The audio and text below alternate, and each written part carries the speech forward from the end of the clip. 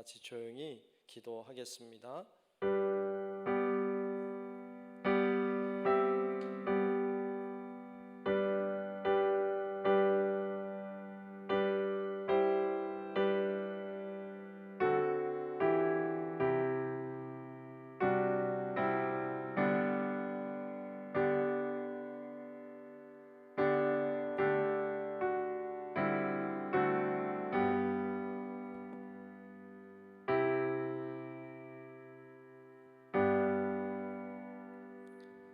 자랑하는 자는 이곳으로 자랑할지니 곧 명철하여 나를 아는 것과 나 여호와는 사랑과 정의와 공의를 땅에 행하는 자인 줄 깨닫는 것이라.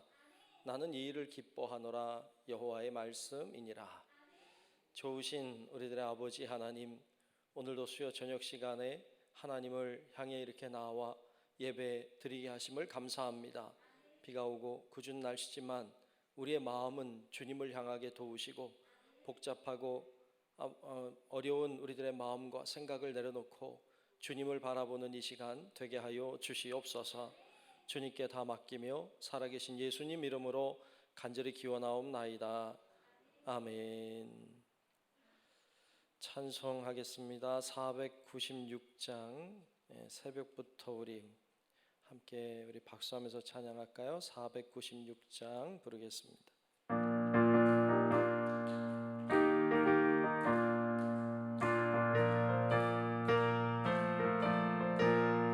새벽부터 우리 사랑함으로써 저녁까지 시를 뿌려봅시다.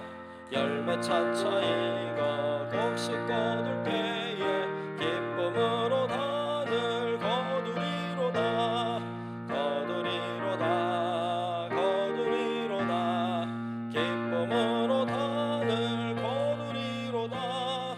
거두리로다. 거두리로다. 기쁨으로 단을 거두리로다. 비가 오는 것과 바람 부는 것을 겁을 내지 말고 뿌려봅시다. 이를 맞춰놓고 곡식 거둘 때에 기쁨으로 단을 거두리로다. 거두리로다. 거두리로다. 기쁨으로 단을 거두리로다. 거두리로다. 거두리로다. 기쁨으로 단을 거두리로다. 씨를 뿌릴 때에 나지 아니할까 염려하며 심히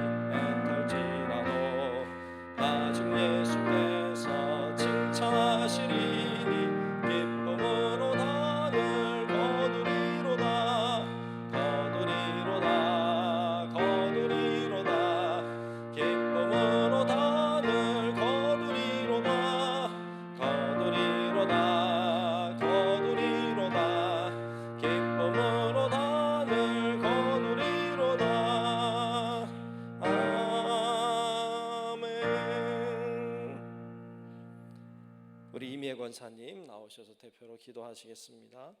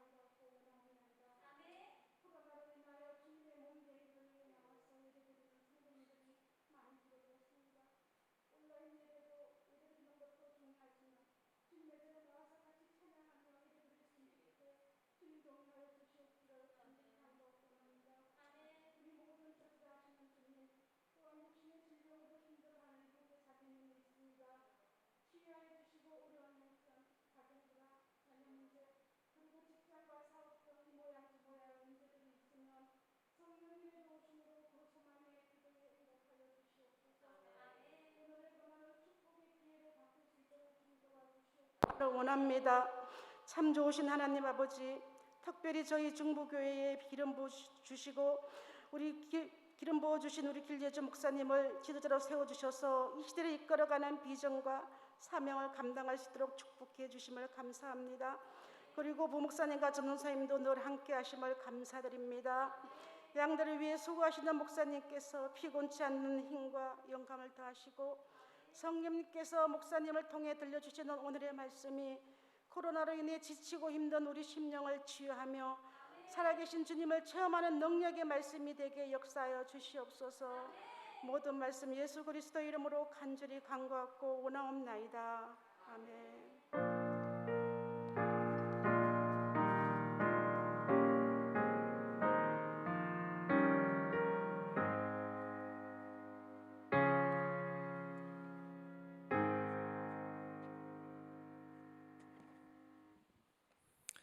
네, 오늘 말씀 보겠습니다. 오늘 말씀은 사도행전 17장 1절부터 9절까지 말씀을 보겠습니다.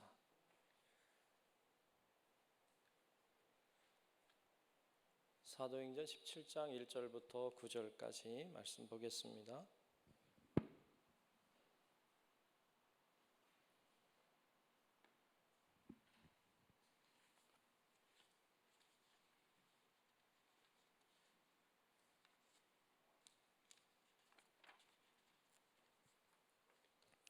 네, 다 찾으신 줄로 알고 사도행전 17장 1절로 9절까지 말씀, 제가 한 절, 여러분들이 한 절, 우리 교독하며 말씀을 보겠습니다.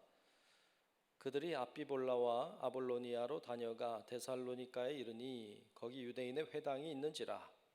바울이 자기의 관례대로 그들에게로 들어가서 새 안식일에 성경을 가지고 강론하며 뜻을 풀어 그리스도가 해를 받고 죽은 자 가운데서 다시 살아나야 할 것을 증언하고 이르되 내가 너희에게 전하는 이 예수가 곧 그리스도라 하니, 그 중에 어떤 사람 곧 경건한 헬라인의 큰 무리와 적지 않은 귀부인도 권함을 받고 바울과 신라를 따르나 그러나 유대인들은 시기하여 저자의 어떤 불량한 사람들을 데리고 떼를 지어 성을 소동하게 하여 야손의 집에 침입하여 그들을 백성에게 끌어내려고 찾았으나 발견하지 못하며 야손과 몇 형제들을 끌고 읍장들 앞에 가서 소리질러 이르되 천하를 어지럽게 하던 이 사람들이 여기도 이르니 야손이 그들을 맞아 들었도다. 이 사람들이 다 가이사의 명을 거역하여 말하되 다른 임금 곧 예수라 하는 이가 있다 하더이다 하니, 우리와 읍장들이 이 말을 듣고 소동하여 함께 봅니다. 야손과 그 나머지 사람들에게 보석금을 받고 놓아 주니라. 아멘. 네, 오늘도 주님의 은혜가 우리 모두 위에 임하시기를 축복합니다. 아멘. 네.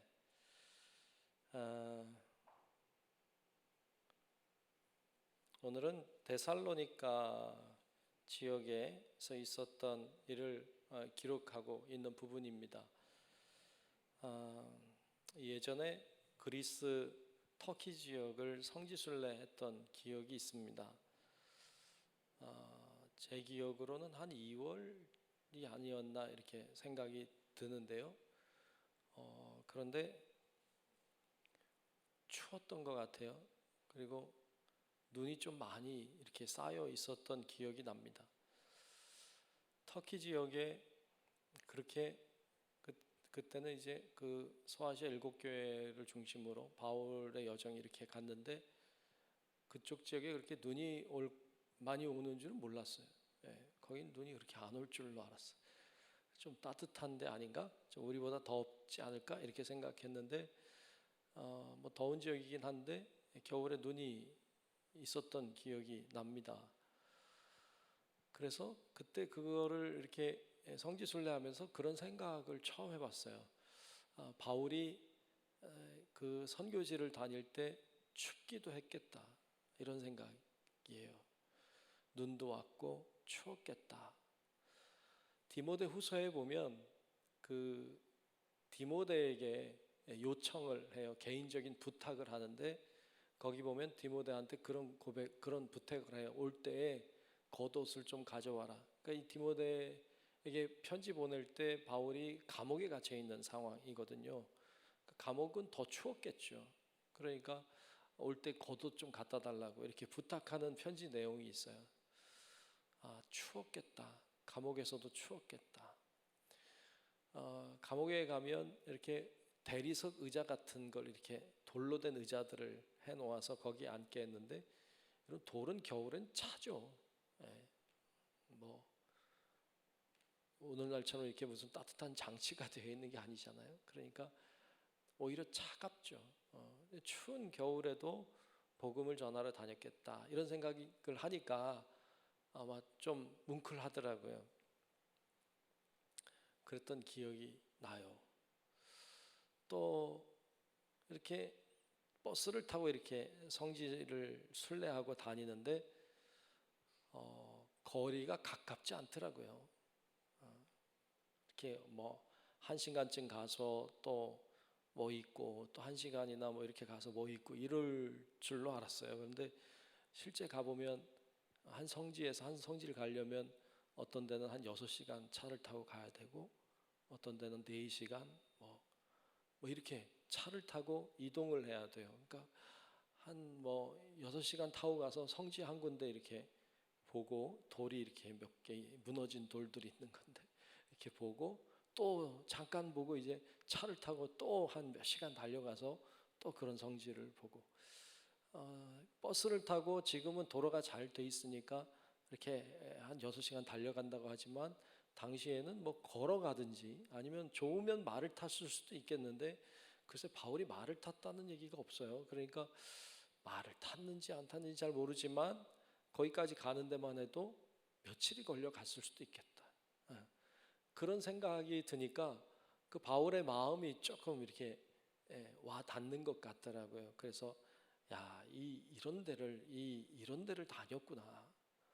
어떤 때는 산이 높기도 하고 어떤 때는 정말 강을 건너야 될 때도 있었을 것이고 추위도 있고 더위도 있고 가는 곳마다 뭐 강도도 있었을 것이고 그 어려움을 이렇게 경험하면서 그래도 예수 그리스도의 복음을 전해야 되겠다고 하는 말씀을 전해야 한다고 하는 이 복음의 뜨거운 마음을 품고 이 도시에서 저 도시로 또 저 도시에서 또 다른 도시로 이렇게 이동하고 있는 모습을 볼 수 있었어요.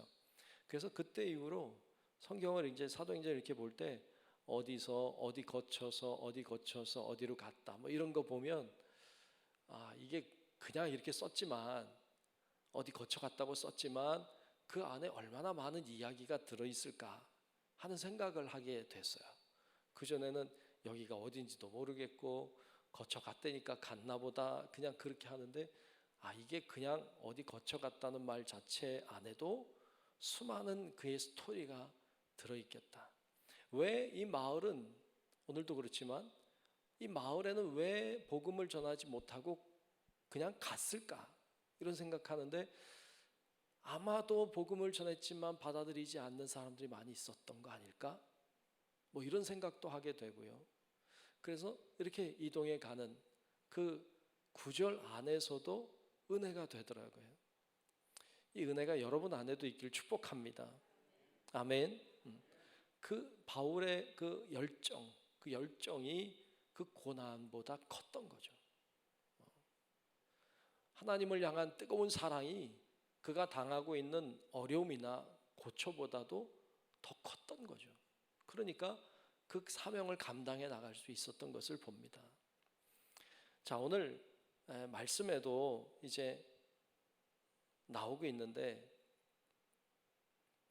여러분 지도를 한번 좀 보면, 여러분 계속 보고 있으니까 아시죠? 이제 빌립보는 찾을 수 있죠. 빌립보 찾을 수 있죠. 자, 빌립보에서 이제 왼쪽으로 쭉 내려가면서 거쳐갑니다. 암비볼라라고 돼 있죠. 암비볼라 지나서 아볼로니아 지나서 데살로니가로 갑니다. 자, 암비볼라 찾았어요? 아벨로니아도 찾았어요? 데살로니가 찾았나요? 네, 데살로니가까지. 요 빌립보에서 데살로니가까지가 얼마나 되겠어요, 그죠? 얼마나 되겠어요? 이게 얼마 안 되는 것 같죠? 근데 이게 꽤 돼요. 꽤 됩니다. 자, 이렇게 데살로니가로 간 이야기가 오늘 말씀에 나오고 있어요. 자, 오늘 본문 1절을 한번 보겠습니다. 1절에 보면, 그들이 암비볼라와 아볼로니아로 다녀가 데살로니가에 이르니 거기 유대인의 회당이 있는지라 그랬어요. 여러분, 내가 지도 이렇게 놓고 빌립보, 암비볼리, 그 다음에 아볼로니아, 괄호가 뭘까요? 데살로니가죠. 데살로니가까지 이제 간 걸 봅니다. 그런데 이 여정을 보면 빌립보에서 암비볼리까지 몇 킬로 정도 될까요? 한번 찾아보니까 한 75km 정도 됩니다. 75km. 감이 없나요? 75km? 네. 하여튼 75km 정도 된다 그래요. 그 다음에 65km 정도 된다고 하네요. 그 다음에 암비볼리에서 아볼로니아까지가 약 50km, 그리고 아볼로니아에서 데살로니가까지 거리가 약 55km 정도. 합쳐보면 빌립보에서 데살로니가까지의 거리가 한 170km 정도 돼요. 제 생각에 170km면 한 대전 정도 안 될까, 이런 생각 들어요. 그러니까 그 정도 되는 거리로 이제 빌립보에서 사역하던 그가 데살로니가로 갑니다. 자, 데살로니가로 이제 가는 동안에 그 아볼로니아에서 데살로니가로 가는 중간에 커다란 늪이 있어요. 늪지대가 굉장히 넓게 펼쳐져 있고, 거기는 뭐 말라리아 이런 모기들도 많고, 늪이니까 온갖 좀 해로운 짐승들도 많고, 그런데도 분명히 지나갔을 거예요. 여기는 기록이 안 돼 있지만, 그냥 간 걸로 돼 있지만, 그런 여러 가지 이야기들을 다 기록하지는 않았던 것 같아요. 그러나 그런 것들도 충분히 우리가 상상해 볼 수 있죠. 자, 이런 긴 거리를 지나서 데살로니가까지 갔습니다. 자, 데살로니가에 가자마자 뭐 했을까요? 바울은 항상 어딜 가든지 가자마자 하는 게 있어요. 가자마자 하는 건 회당을 찾는 거였어요. 다른 데서도 회당을 찾아서 회당에 들어가서 복음을 전했고 그들을 변화시켰어요. 그 일을 계속했는데 빌립보에서 못했죠. 왜? 회당이 없었어요. 그래서 루디아를 만나게 됐고 그곳이 교회가 됐죠. 근데 데살로니가에 오자마자 한 일도 회당을 찾는 일이었어요. 회당이 있었어요. 아마 그 전에 거쳐왔던 도시는 회당이 없었던 것이 거의 확실해요. 그리고 데살로니가에는 회당이 있었어요. 회당이 있다는 건 굉장히 복음을 전하기에 수월했어요. 왜냐하면 회당에는 유대인들이 주로 모이거든요. 그리고 이방인들도 같이 관심 있는 사람들이 모이는 장소였어요. 사람들이 모이는 곳에, 그리고 그곳에서 말씀을 전할 수 있는 기회가 있는 곳이기 때문에 그곳에 가서 바울이 복음을 전했습니다. 자, 그래서 오늘 말씀에 이제 2절에 보면 그렇게 말씀하고 있어요. 자, 2절에 보면 바울이 자기의 관례대로 그들에게로 들어가서, 여긴 회당에 들어간 거죠. 그리고 새 안식일에 성경을 가지고 강론하며 그랬어요. 새 안식일이라고 하는 말은 안식일 3번 지나가는 동안에 3번 복음을 전했다는 것이죠. 그러니까 그 회당에 안식일마다 가서 복음을 전하고 복음을 전하고 복음을 전한 거예요. 자, 복음을 전했는데 어떤 복음을 전했을까요? 뭐라고 복음을 전했을까요? 오늘 본문 3절에 그 내용이 나오고 있어요. 자, 3절을 보면 뜻을 풀어 그리스도가 해를 받고, 여기서 그리스도는 지금 약간 우리가 아는 예수 그리스도이지만 사람들이 알고 있는 그리스도이기도 해요. 자, 그리스도가 해를 받고, 해를 받는다고 하는 말은 고난을 받는다는 말이죠. 그러니까 그리스도가 고난, 해를 받고 죽은 자 가운데서 다시 살아날 것을 증언하고 이르되 내가 너희에게 전하는 이 예수가 곧 그리스도라 하니 그랬어요. 여러분, 우리가 예수님을 가리킬 때 예수 그리스도라고 말해요. 근데 예수 그리스도라고 하는 말은 사실 예수는 이름이에요. 예수님의 이름. 그리스도라고 하는 말은 쉽게 얘기하면 기름 부음 받은 자, 구원자라는 뜻이잖아요. 그러니까 예수 그리스도라고 우리가 말할 때, 우리가 예수 그리스도라고 말하는 건 예수님이 그리스도라고 하는 고백인 거예요. 예수님이 우리를 구원하실 유일한 구원자라고 하는 고백할 때 예수 그리스도라고 말해. 유대인들은 예수를 알아요. 유대인들도. 근데 예수를 그리스도라고 말하지 않아요. 그냥 예수 선지자지. 우리는 예수님이 선지자가 아니잖아요. 우리에게는 예수님이 구원자잖아요. 그러니까 우리는 예수를 예수 그리스도라고 말해요. 그것 고백인 거예요. 그리스도라고 하는 말이 이제 히브리어로는 메시아예요. 메시아 그리스도가 같은 말이에요. 그러니까 예수 메시아라고 말해도 사실 틀린 말이 아니, 같은 말이니까. 그런데 이 유대인들은요, 예수를 믿지 않잖아요. 그런데 뭘 믿는가 하면 그리스도를 믿어요. 그러니까 그리스도가 올 것이다, 메시아가 곧 올 것이다, 이거 알고 있어요. 왜? 구약에 예언했으니까. 유대인들은 구약을 믿으니까. 그러니까 예수가 아니고 메시아가 곧 온다, 그리스도가 곧 온다. 근데 그 그리스도 메시아는 와서 고난을 당한다. 이사야서에 고난을 당한다 했으니까 고난을 당한다. 그분은 십자가가 아니고 죽임을 당한 후에 부활할 것을 예언한 것을 알고 있어요. 그러니까 유대인들도 메시아가 오기를 기다리고 있어요. 그러니까 바울이 들어가서 회당에서 복음을 전할 때 예수라고 하는 인물이 있는데, 이 인물이 고난을 당했고 십자가에 죽었고 그리고 부활하셨다.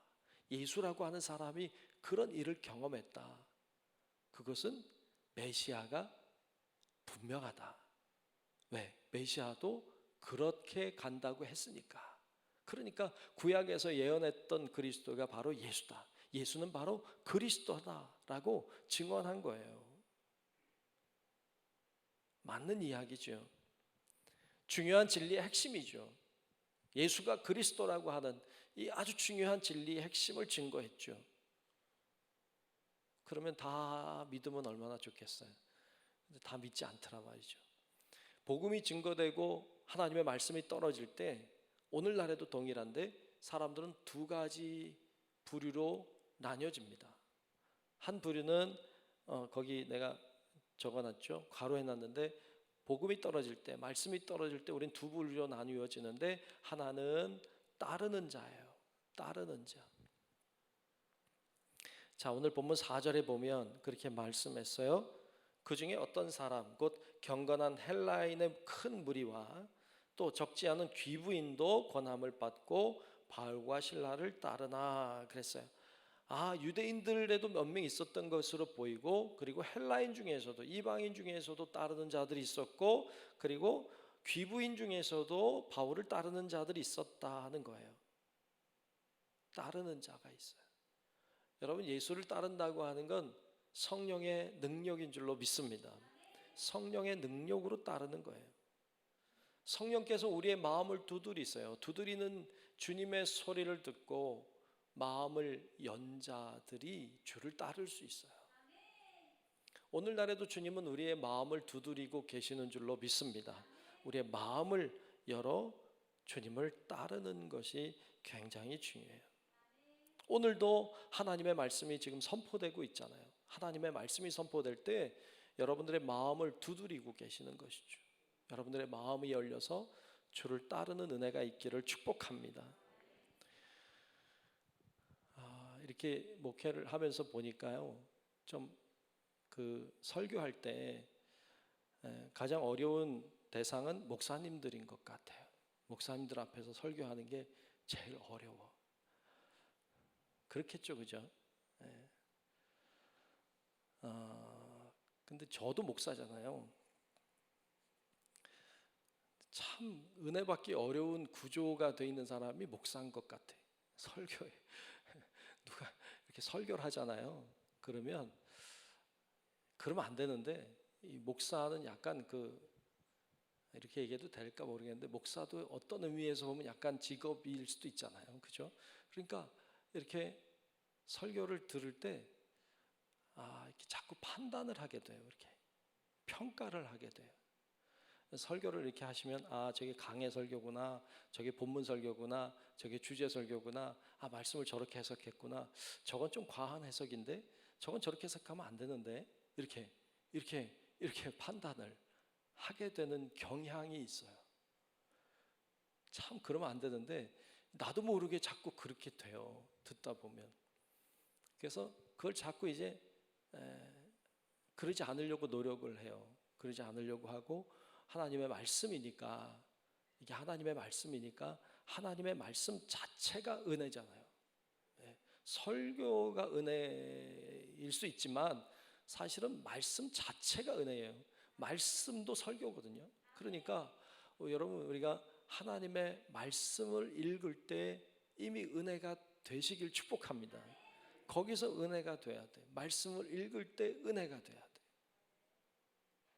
그리고 설교는 부연 설명이잖아요. 그러니까 설교는 이제 또 하나님 주시는 해석의 말씀이니까 듣는데, 말씀 자체의 은혜가 돼야 돼. 그리고 하나님의 말씀이 떨어질 때 이거는 옳아, 이건 틀렸어, 이건 아니야, 이렇게 하는 건 결코 하나님의 방법은 아니에요. 저도 그러지 않으려고 노력해. 그건 아니니까. 그러니까 하나님의 말씀을 하나님의 말씀으로 순전하게 받아들이는 것, 그리고 그 하나님의 주시는 말씀에 순종하고 따르도록 하는 것. 그럴 때 우리에게 은혜가 되고, 그럴 때 성령의 역사가 일어나게 될 줄로 믿습니다. 그런 어떤 판단이나 평가나 내가 도려내고 내가 잘라내고, 이건 나에게 맞는 말이야, 이건 나에겐 어울리지 않아, 이건 내가 할 수 있어, 이건 할 수 없어, 이렇게 자꾸 이거 옳고 그러 이렇게 자꾸 나누는 건 결코 여러분들에게 도움이 되지 않는다. 그리고 하나님도 기뻐하지 않죠. 하나님의 주시는 말씀이 말씀으로 순전하게 받아들이고 그 말씀에 따르는 자가 될 때, 그때 하나님은 그를 통해 은혜 주시고 역사하실 줄로 믿습니다. 그래서 따르는 자가 돼야 되는 거죠. 오늘 본문의 사람들은 데살로니가에 와서 바울과 실라가 전하는 복음의 말씀을 들었어요. 듣고 그 말씀에 따르기로 한 사람들이에요. 그래서 그들을 통해 하나님의 역사는 일어났어요.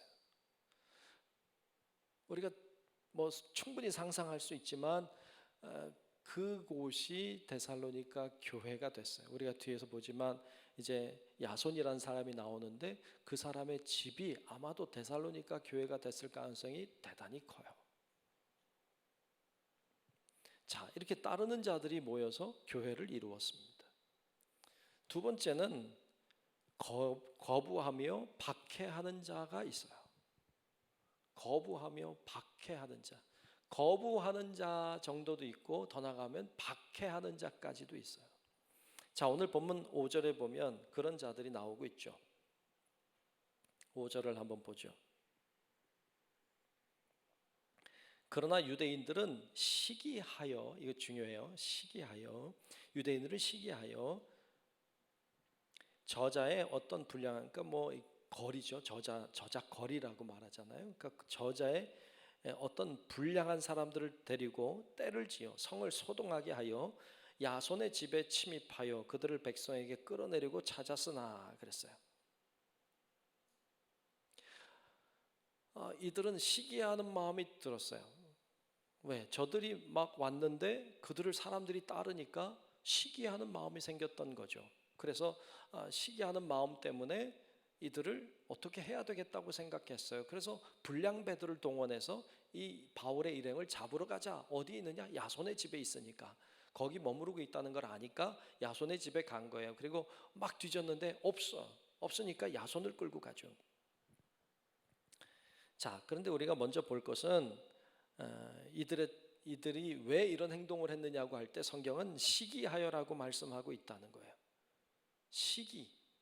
시기심. 문제는 뭐냐 하면 시기심에 있어요. 시기심. 여러분, 시기하는 마음이 혹시 여러분 마음에 있나요? 빨리빨리 정리하시기를 축복합니다. 아멘. 다시 한번 아멘. 시기하는 마음이 여러분들이 있거든 빨리빨리 정리하셔야 돼요. 그 마음은 결코 하나님의 기쁨이 되지 못해요. 근데 여기 지금 유대인들은 시기하여서 이 바울의 일행을 잡으러 왔어요. 시기의 마음은 사악한 마음이에요. 시기하는 마음, 질투하는 마음, 이거 별거 아니라고 생각하면 큰 낙오예요. 시기하고 질투하는 건 대단히 큰 죄악이에요.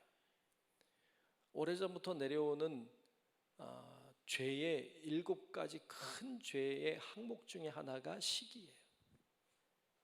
시기한다고 하는 건 큰 죄예요. 시기로 인해 일어났던 일들이 참 많은데 최초의 살인이었던, 인류 최초의 살인이었던 가인이 동생 아벨을 쳐 죽인 사건, 뭐 때문에 일어났어요? 시기 때문에 일어났어요. 하나님이 내 재산 안 받으시고 동생의 재산만 받는다는 것이 시기의 마음으로 들어오니까 아무것도 보이지 않았어요. 그를 죽이고 싶다는 생각이 들었어요. 여러분, 시기라고 하는 것은 열등감이 증오로 바뀐 거예요. 열등감이, 왜 나는 부족한가 하는 이 열등감이 증오의 마음으로 바뀔 때 시기가 돼요. 이게 죄로 발전할 가능성이 굉장히 크죠. 예수님이 사역을 하셨어요. 다니면서 복음을 전하니까 사람들이 막 모였어요. 그리고 그를 통해서 놀라운 역사들이 일어나는 걸 봤어요. 그것을 본 제사장들이 시기의 마음이 들어왔어요. 그러니까 예수를 죽여야 되겠다고 생각했어요. 그리고 결국 예수를 십자가에 못 박았습니다. 어떤 마음이 예수를 십자가에 못 박았어요? 시기의 마음이 예수를 십자가에 못 박았습니다. 시기라고 하는 것이, 질투하고 시기하는 마음이 결코 그냥 그런 죄라고 생각하면 안 돼요. 시기는 오늘 말씀에도 바울을 죽이려고 하는 마음으로 발전했어요.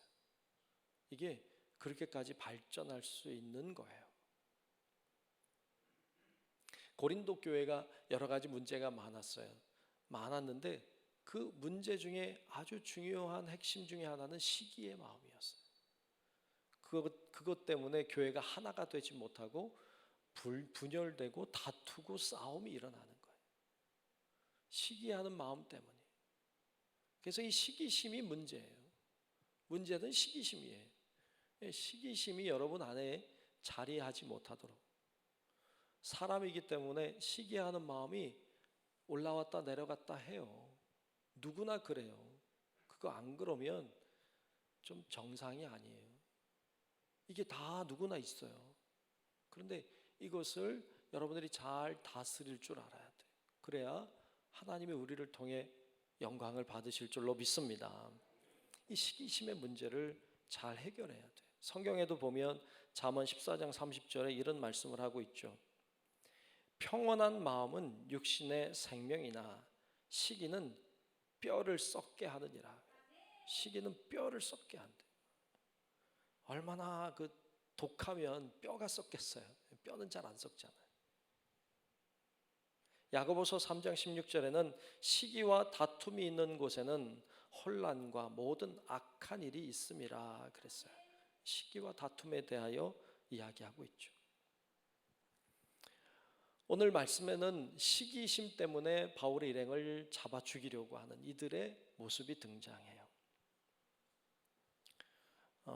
그래서 이 바울을 잡으러 왔죠.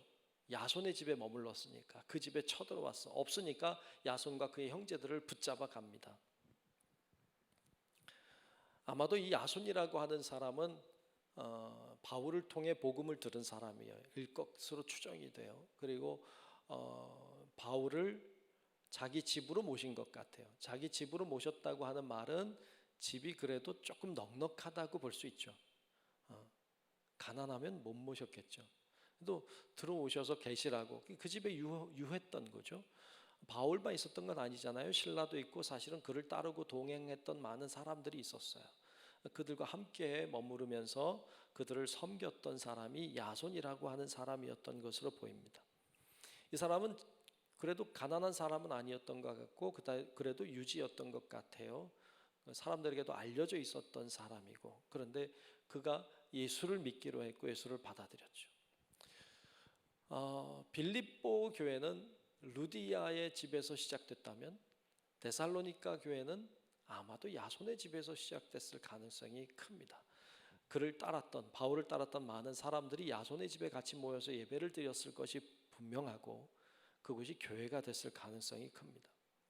야손은 어떤 사람인지 구체적으로 나오고 있지 않지만 그러나 바울을 잘 도왔던 사람으로 등장하고 있어요. 로마서에 보면 바울이 이 로마 교회에 편지를 보내고 로마 교회에 인사하면서 야손의 이름이 거론되고 있는데, 로마서 말씀에 보면 로마서 16장 21절에 보면 이런 말씀이 나와요. 나의 동역자 디모데와 나의 친척 누기오와 야손과 소시바더가 너희에게 문안하느니라. 그래서 이 로마 교회인들에게 문안하고 있는 이름 중에 한 명 야손이 등장하고 있어요. 아마도 로마 교회에도 알려진 사람이었던 것 같아요. 나름 유명했던 사람인 것으로 보입니다. 자, 이렇게 야손은 그렇게 주님을 믿고 따랐던 사람인데 박해를 받게 됐죠.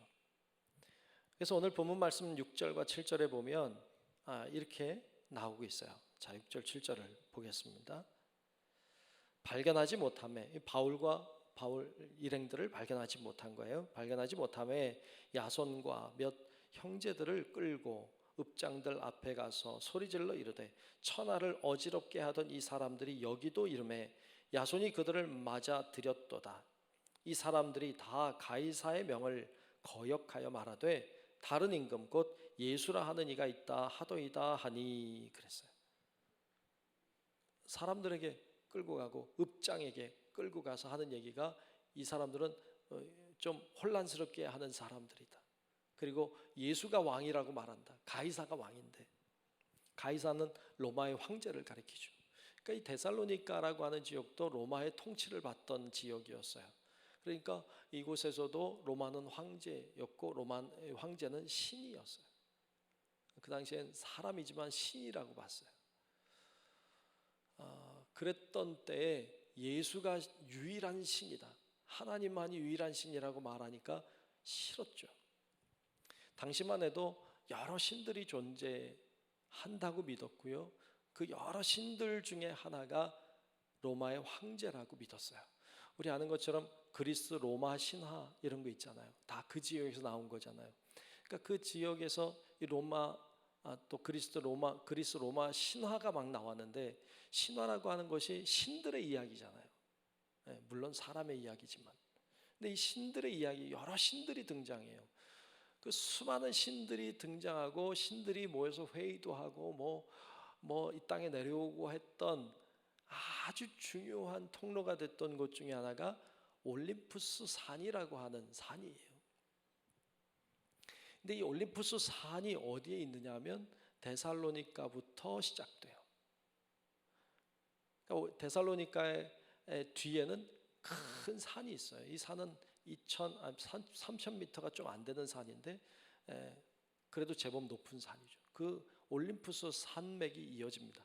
그러니까 이 데살로니가라고 하는 지역은 신들의 이야기가 있는 곳이에요. 그리고 로마의 황제의 지배를 받기 때문에 황제가 신인 곳이에요. 그곳에서 예수가 진짜 신이지 다른 건 신이 아니다라고 말하니까 미움을 받을 수밖에 없죠. 그렇게 말한다고 고소하는 내용을 보여줍니다. 이 올림푸스 산이라고 하는 산이 이렇게 생겼대요. 보여줄 수 있죠. 저렇게 생겼대요. 잘 보이나요? 밑에 마을도 조금 보이는데, 저 뒤에가 구름이 아니고 산인 건 아시죠? 하얀 게. 그 산이고, 또 하나 사진을 보면 저렇게 생긴 산이랍니다.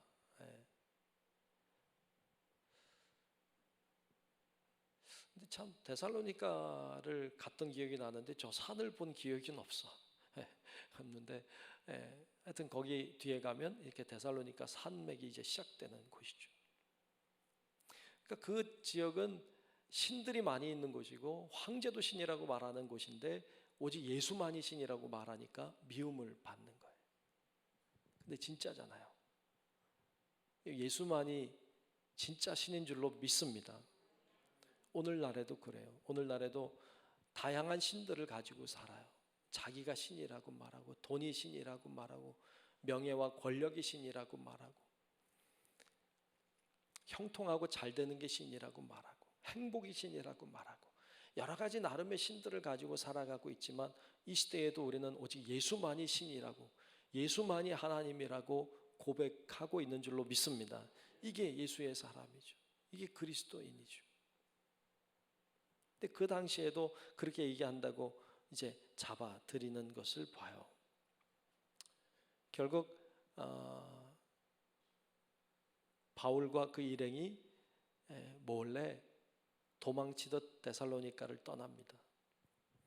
오늘 우리가 읽지 않았지만 오늘 9절까지 읽었는데 10절에 보면 초반에 그런 글이 나와요.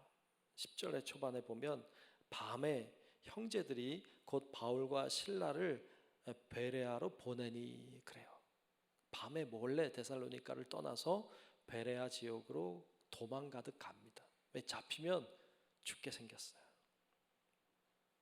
그리고 잡힌 야손은, 그의 형제들은 보석금을 내고 풀려납니다. 그랬던 이야기를 보여줘요. 그래서 오늘 본문 말씀 8절과 9절에 보면 그런 이야기가 나오고 있죠. 자, 8절 9절에 보면 무리와 읍장들이 이 말을 듣고 소동하여 야손과 그 나머지 사람들에게 보석금을 받고 놓아주니라 그랬어요. 보석금을 내고 나왔다는 거예요. 자, 여기서 좀 한 가지만 생각해 보려고 합니다. 그 야손의 입장에서 한번 보려고 해요. 야손의 입장에서 보면 야손은 어찌 보면 그 지역의 유지고 자리를 잘 잡고 있었고 인정받는 사람이었을 거예요. 그런데 복음을 들었어요. 복음을 듣고 진리를 알게 됐어요. 그래서 오직 예수만이 그리스도라고, 오직 하나님만이 신이라고 그렇게 믿는 사람으로 변화된 거예요. 자, 이렇게 변화되면 좋은 일이 있어야 될까요? 안 좋은 일이 있어야 될까요? 좋은 일이 있어야 되잖아요. 사실 우리 그런 기대감이 있잖아요. 내가 예수 믿으니까 좋은 일이 일어날 거야. 그런데 야손을 보세요. 좋은 일이 일어났나요? 아니요. 차라리 안 믿었으면 그냥 인정받고 대우받고 살았을지도 몰라요. 근데 예수 믿는다는 이유로 끌려가고 막 그 보석금도 내야 되고요. 사람들한테 모욕을 당하고요. 어찌 보면 슬픈 일을 당했죠. 어떤 분들은 이렇게 교회 등록하시는 분들이 이제 계시잖아요. 예전에도 어떤 분이 등록해서 이제 교회 다니시는데 그런 얘기를 나한테 하더라고요. 그 새로 나오신 지 지금 얼마 안 되신 분인데 그때 무슨 일인지 잘 기억 안 나는데 병이 들었던 것 같아요. 그분이 교회에 나와서 이제 신앙생활 하는데 몸이 좀 아팠어요. 그러니까 그러더라고요. 목사님 왜 저 교회 이렇게 다니는데 몸이 아파요? 그러더라고요. 교회 다니는데 왜 몸이 아프냐요? 참 그래도 믿음이 이렇게 있으신 분이면 설명하기가 쉬운데 이분 새로 오신 분이잖아요. 설명이 참 어렵더라고요. 이분의 눈높이에 맞춰서 설명을 하려니까 어렵더라고요. 그런데 예수를 믿기로 해도 야손처럼 고난을 당하기도 하잖아요. 그런데 어떤 새신자는요, 그런 분도 있었어요. 그 새신자는 교회를 나오기 시작해서 한 몇 년 된 것 같은데 그분의 남편이 돌아가셨어요. 어떤 일로 인해서 돌아가셨어요.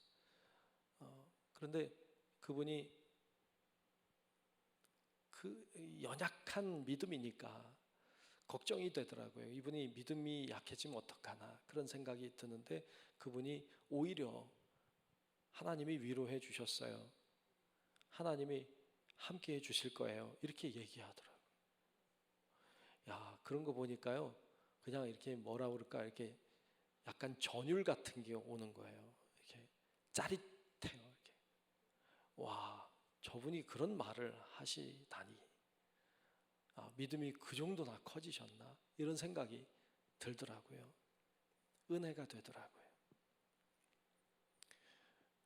우리들이 예수 믿고 만사형통되고 내 뜻대로 다 되고 뭐 그러면 좋겠죠. 그런데 그렇지 않잖아요. 여러분 예수님도 진리를 위해 일하시다가 고난을 당하셨고 십자가에 죽으셨어요.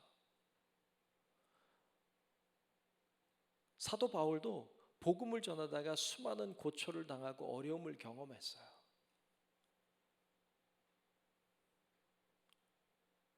야손도 예수 믿기로 결단하고는 고난을 경험했어요.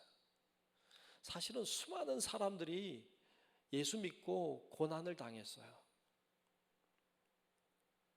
그런데 그 고난보다 하나님이 살아계신다고 하는 이 믿음이 훨씬 큰 거예요.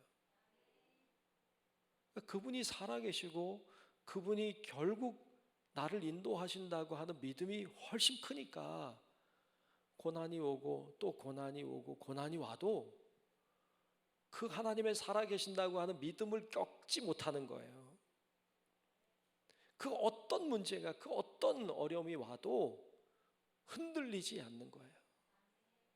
이것을 우리는 믿음이라고 해요. 이게 믿음이에요. 예수 믿었더니 다 잘 돼서 믿어요? 진짜 믿음일까? 이런 생각해요. 그런데 예수 믿는데 고난이 있어요. 그런데도 예수를 믿어요. 그래도 예수 의지하고 주님 바라봐요. 이건 진짜 믿음이죠. 야손은 진짜 믿음을 가진 사람이었어요. 그렇게 하고 또 데살로니가 교회를 든든하게 세워갔을 것이 분명해요. 왜? 데살로니가 교회는 빌립보 교회보다 어떤 의미에서 바울의 더 큰 사랑을 받은 교회거든요. 바울이 가장 사랑했던 교회는 빌립보 교회와 데살로니가 교회예요. 근데 가만히 따지고 보면 데살로니가를 더 사랑한 것 같아요. 내 느낌에. 성경에 기록된 말씀을 보니까.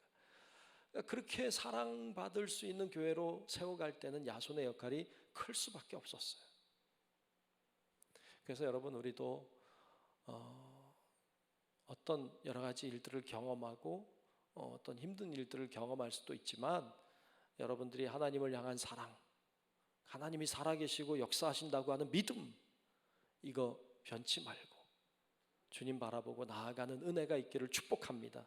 이걸 방해하는 것들이 시기하는 것들, 여러 가지 우리를 박해하는 것들, 따르지 못하게 하는 것들, 이런 것들이 있지만 그런 걸 잘 이겨내고 다스리고, 그리고 믿음으로 정진하는 우리 성도 여러분들의 삶이 되시기를 주의 이름으로 축원합니다.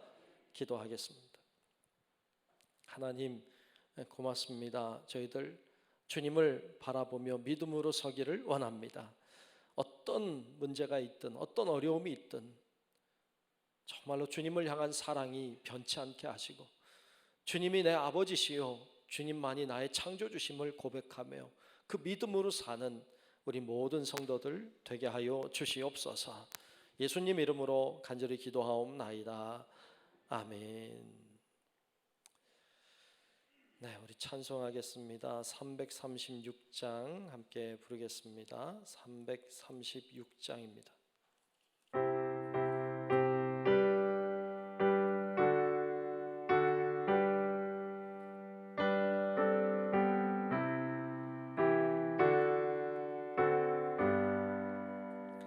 환난과 핍박 중에도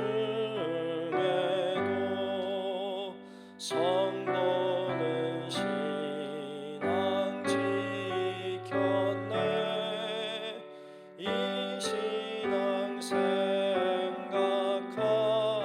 때에 기쁨이 충만하도다. 성도의 신앙 따라서 죽도록 충성하겠네. 옥중에 매인 성도나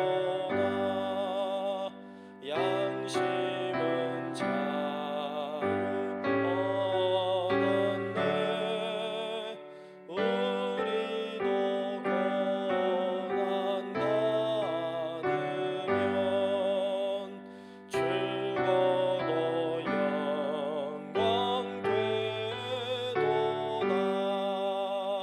성도의 신앙 따라서 죽도록 충성하겠네.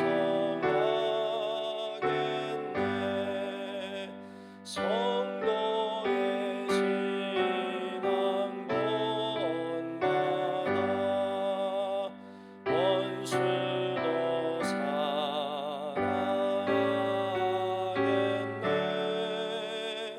인자는 언어 행실로 이 신앙 전파리라.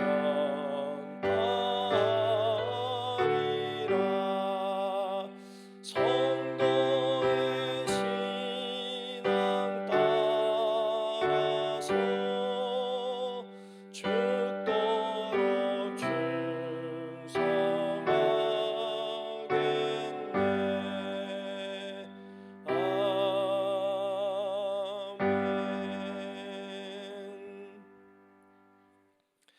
네, 다른 특별한 광고는 없습니다. 여러분들이 춤을 잘 보시고 기도해 주시면 좋겠고, 이렇게 교회 소식은 다 기도해 달라는 부탁의 광고인 거예요. 그러니까 그렇게 아시고 기도해 주시면 좋겠고, 특별히 다음 세대들을 위해서 많이 기도해 주시면 좋겠고,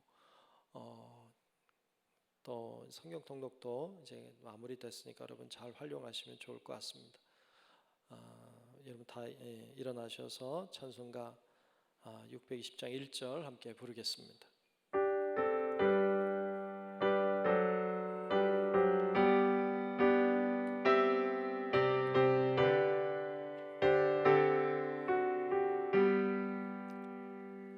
여기에 모인 우리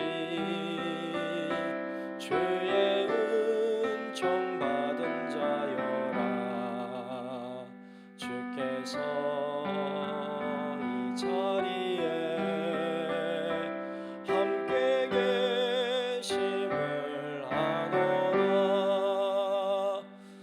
언제나 주님만을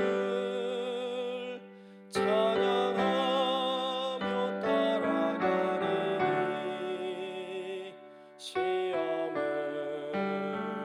당할 때도 함께 계심을 믿노라. 이 믿음 더욱 굳세라. 주가 지켜주신다.